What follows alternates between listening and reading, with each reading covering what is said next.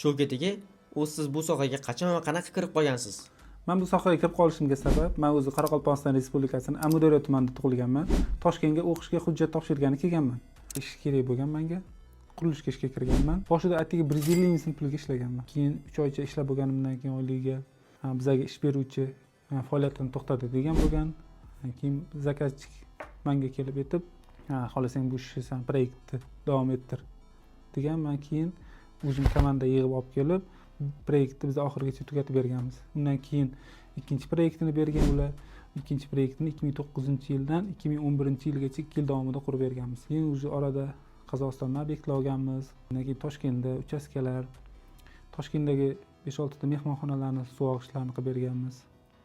Navoiyda, Samarqandda shunaqa qilib 2015-yilgacha biz qurilish boshqa sohasida faoliyat yuritib kelganmiz. 2015-yildan boshlab Arshpol brendi ostida sauna basseyn hammom qurilishini yo'lga qo'yib, hozirgacha 1000 dan oshiq loyihalarni egalariga muvaffaqiyatli qurib topshirganmiz.